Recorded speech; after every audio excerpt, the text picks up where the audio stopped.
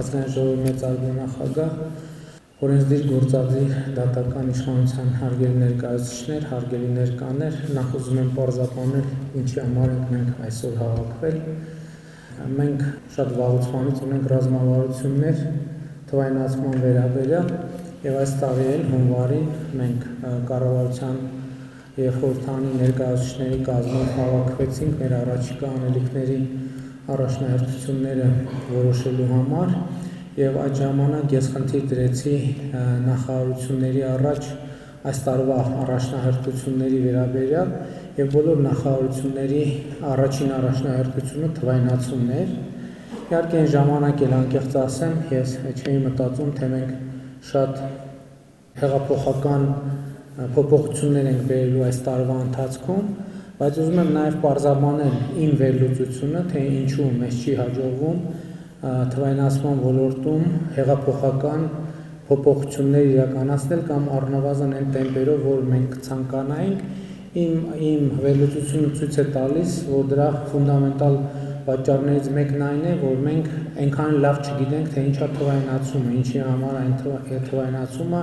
ինչ կողմեր եւ շերտեր ունի,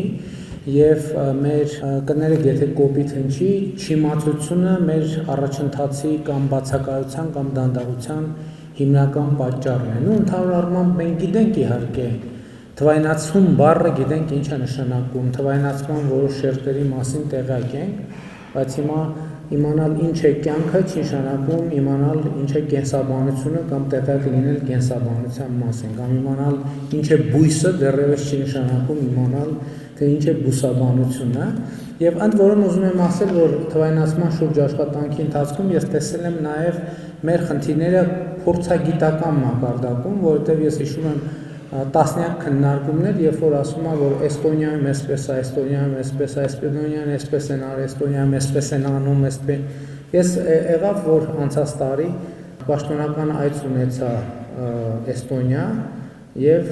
ինձ հետ հավաքել էի իմ Հայաստանում իմ հավաքած տեղեկությունները Էստոնիայի թվայնացման մասին։ Ես առիթ ունեցա, ճիշտ է, որ ձեր մոտ էսպես է, ասում են չէ, ճիշտ է, որ ձեր մոտ էսպես է, ասում են չէ, ճիշտ է, որ ձեր մոտ էսպես է, ասում են չէ։ Եվ ես հասկացա, ավելի համոզվեցի նրանում, որ մենք այդ բանը իհարկե էլի առիթ եմ ունեցել ասելու, որ այստեղ էլ հղում ենք անում, այստեղ սենց է, այնտեղ նենց է, այնտեղ նենց է, բայց միշտ չի, որ ամեն ինչ համընկնում է։ Եվ ահա, քանի որ այցի ընթացքում առիթ ունեցա այցելել թվայնացման կենտրոններից մեկը եւ առիթ ունեցա լսել թվային փոխակերպման խորհրդատու Պետրա Հոլմի ներկայացումը, պաշտոնական այցի ընթացքում ժամանակը շատ կարճ էր եւ ես շատ ափսոսացի, որ կիսատ մնաց, այդտեղ գաղափար առաջացավ,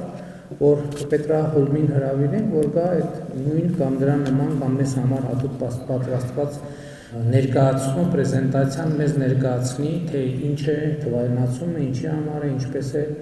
օգտագործվում։ Իհարկե ներողություն եմ խնդրում բոլոր այն ներկաներից, ովքեր այս բոլոր հարցերի պատասխանները գիտեն, բայց մենք իրենցից ժամանակ ենք վերցրել, բայց ես ինքս զգում եմ ինձ վրա, որ ես ինքս պետքա ավելի շատ ժամանակ տրամադրեմ գիտելիքի ձեռքբերմանը թվայնացման ոլորտում, որպեսզի մենք կարողանանք հաջողություններ ունենալ։ Հետևաբար մենք այսօր հավաքվել ենք, որպեսզի Պետրա Հոլմից փորձենք իմանալ ինչպես է աշխատում թվայնացումը Էստոնիայում, որ գիտեք համաշխարհային առաջատարն է համարվում թվայնացման ոլորտում եւ փորձենք օգտակար տեղեկություններ քաղել նրա ներկայացումից։ Շնորհակալություն։